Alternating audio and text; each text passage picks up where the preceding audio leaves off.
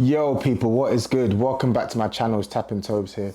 Long time no speak. Back after a long hiatus, and I'm here to talk about all things Spurs. Now, I've literally just landed from America yet again. Yes, I was in America for work this time, not for holidays. But I landed to some really good news this morning as a Spurs fan, and I'll go through it. I mean, Emerson Royale set to go to AC Milan. That deal, we got to here we go from Fabrizio. And then I see a tweet before that from David Ornstein. David Ornstein Bumba. Dominic Solanke on his way to Spurs. Spurs finalising the move. Paul O'Keefe tweeted maybe 3 hours ago that this deal is going to be worth in total 60 million. So 57 million pounds plus 3 million in add-ons. Out of that 57 million pounds, 30 million up front. Spurs have got their man, it seems, after all this hesitating and tussling and turning and trying to identify their targets. They finally found one target and they've executed. I can't say it's mad because it's like the club are going out of their way and spending this big money on a striker. However, whilst I'm happy that we're signing a player, I'm also fed up with the club that has taken so long to sign a striker who didn't go to the Euros, who's been fit all summer, and has apparently been on their list, on their radar all summer. Apparently, they've been doing a lot of analysis and scouting and etc. over the last couple of months.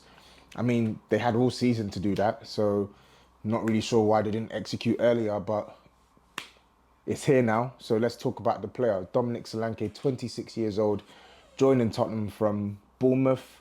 Listen, Solanke is a player that I spoke a great deal about last season because I was in multiple group chats with my fellow Touchline brethren. Solanke is a name that regularly came up in conversations. Would you take him? You need a striker. What do you think?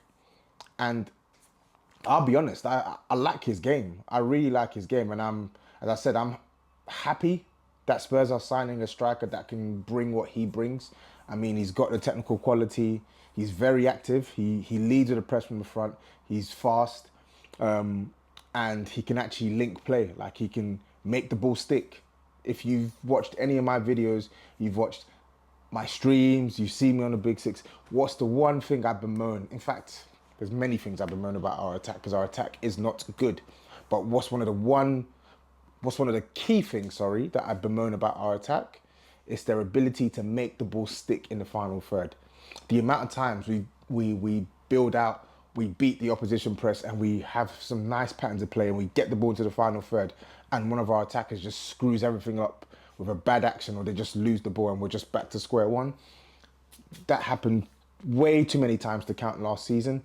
Now we've got a striker or an attacker who can actually keep the ball. He can make it stick up top. He can bring others into play. He can combine well with players, give and go. He's good. He's good. He's a good player. And it sounds mad saying this off one season where he's hit double figures. But if I look at the basic fundamentals, he's a good footballer. And I think that's where we should really be leading. I've always been preaching the last couple of seasons how we need to shift from signing players who look okay on paper but aren't really good and don't have the fundamentals to players who can lead with the technical base first. Can you actually play football? That should be the number one remit. Once you can establish that the player can play football, then you look at the other tangibles depending on their position. And with Dominic Solanke, the first one is, can you play football? Yes. Second is, can you score goals? As a striker, your number one remit is to score goals. And last season, 19 Premier League goals. That is a really, really good feat, I must say. Really, really good feat. So I know it's only one season, and I think that's where I have some of my doubts. Can he replicate it? Was last season a flash in the pan? Can he follow up? These are the questions you ask yourself when a striker has a season that he's had last year off the back of a previous season where he only scored 6 Premier League goals, and you have to take so many things into consideration. I'm hoping and expecting that in our team, in our setup, he will score goals. He will get close to what he scored last season. That's the hope.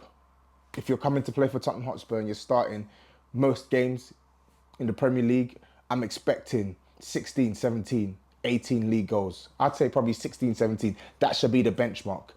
Get us that, plus all the other stuff I spoke about with the technical quality, the link play, the physicality, and we'll be happy. We'll be happy. I just look at it now. The striker market is just messed because I knew that we would have to pay this money for Solanke if we wanted to sign him, and I think it's actually quite mad. And it's not a dig at him. Ain't a dig at him. It's just indicative of where the market is now. That a striker can have one season hitting double figures in the Prem and you go for 60 million. That's just the striker market. I'll never be comfortable with it, which is why I'm not totally comfortable with the price we've paid, if I'm being honest. People are telling me it's a steal, it's a good deal. It may be a good deal in today's market, but it just doesn't register as a good deal in my mind because I just don't think that strikers that offer that level of return with that little evidence of offering that return should cost so much money. But that's just where we are now. Alvarez has gone for 82 million. And yes, you might argue Alvarez is better than Solanke. You might argue that. But 82 million, it's a lot of money. Darwin Núñez cost Liverpool 85 million. We paid 60 million for Richarlison. We saw Gonzalo Ramos go for crazy money to PSG. Koulibaly go to PSG for crazy money. Crazy money. Guy Carrez or whatever his name is, one season, Portuguese league, and they've put €100 million price tag on his head. So no matter where we went this summer, we would have had to pay big money for a striker. So if you're going to pay big money for a striker, at least let it be one that has the technical quality, has the technical basics that we need as a front man, and actually has experience in the Prem. Solanke is 26 years old. He's on an upward trajectory. So he's the type of striker I'm hoping is now entering a period in his career where it's just going to be up, up, up, up, up. Right? I'm hoping that he's peaking now. So let's see. Let's see. I'm optimistic about the move. I'm optimistic about the player. And I'm hoping that he can come here and he can actually bag some goals for Tottenham. So that's what I think on the signing. Let me know your thoughts. Do you think it's a good signing for us? Do you think we should have done better? What are your thoughts on the price? Yeah, let me know. And before I end this video as well, I want to touch on Emerson Royale. I am so glad that we've got Emerson Royale at the door.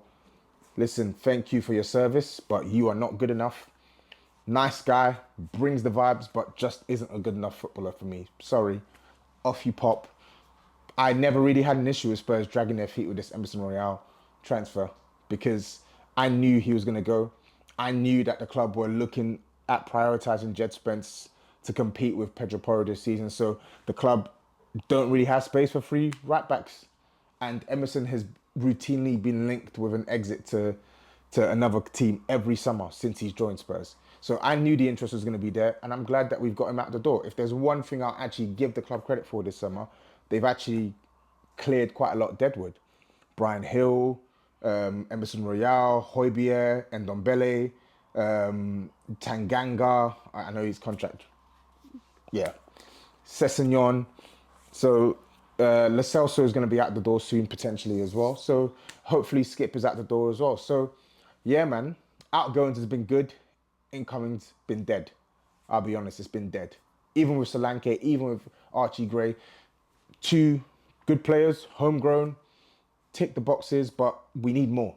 We need more. And that's a fact. That's a rough fact. We need a right winger. I'm seeing Chelsea on the verge of signing a right winger that I wanted at Spurs in Pedro Neto. Nasty work, man. Nasty work. Seeing players that you like go to the ops. Why can't we be in for Neto? We need another right winger. We do. We need another attacker. Solanke, as good as he is, because he is good, he's not great. He's not Van Persie. He's not Van Nistelrooy. He's not Harry Kane. He's not Isak. Isak obviously is not on those strikers levels, but you get the point I'm making. Solanke is a good striker. He's not an amazing striker. He's not going to just come and just transform our attack by himself. We needed and still need two genuine starting quality players, because now Solanke comes in, Son is playing off the left, Solanke through the middle. We need a starting right winger because Brennan Johnson's not good enough, Kulusevski's not good enough. Neither are good enough on the right hand side. But anyway, let me know your thoughts, people. First video in a while. I'm going to be back. Take care, bless up, and up the Spurs.